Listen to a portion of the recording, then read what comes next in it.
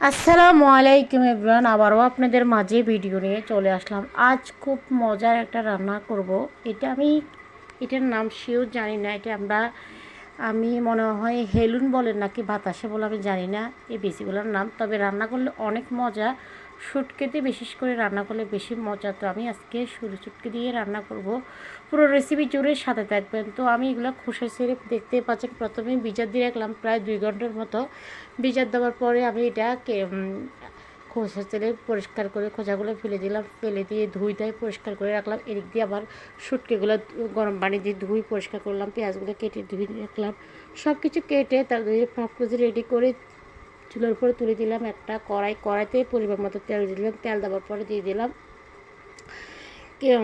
এক কাপের চেয়ে কিছুটা কম পেঁয়াজ এবং কাঁচামরিচ পেঁয়াজটা দিয়ে যখন একটু হালকা বাদামি কালার উঠতে লাগছে, তখনই কালারটা আসতে লাগছে, তখনই আমি শুটকিগুলো দিয়ে দিলাম।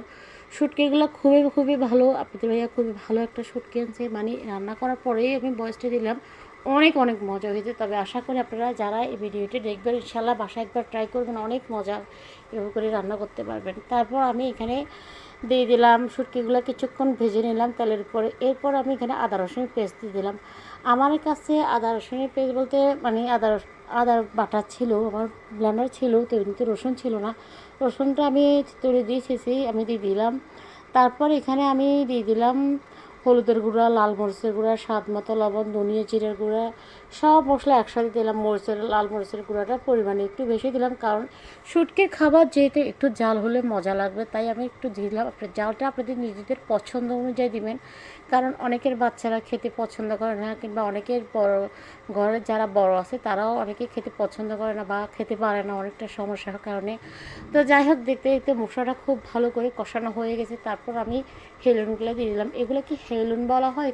এটা আপনারা কোন কোন জায়গায়, মানে কোন দেশে কী নাম ডাকেন, কোন গ্রামে কী নাম ডাকেন, এটার নাম কি, এটা একটু কমেন্টের মধ্যে জানাবেন। আর কে কোথা থেকে ভিডিওটা দেখতেছেন অবশ্যই কমেন্টের মধ্যে জানাবেন। বেশি বেশি ভালো লাগবে, আপনারা যখন উৎসদের সাপোর্ট করেন অনেক ভালো লাগে।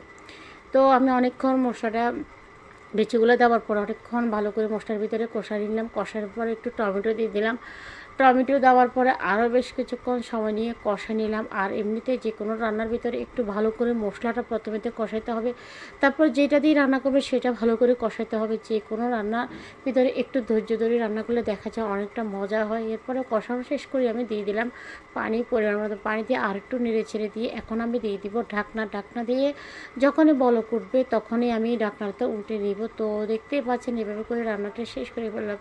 তো আমার যখন রান্নাটা কিছুটা হয়ে আসছে, তারপর দেখতেই পাচ্ছেন একদম হয়ে গেছে, মানে এটা ফুটে গেছে, তখন আমি একটু ধনিয়া পাতা দিয়ে নামাই ফেললাম।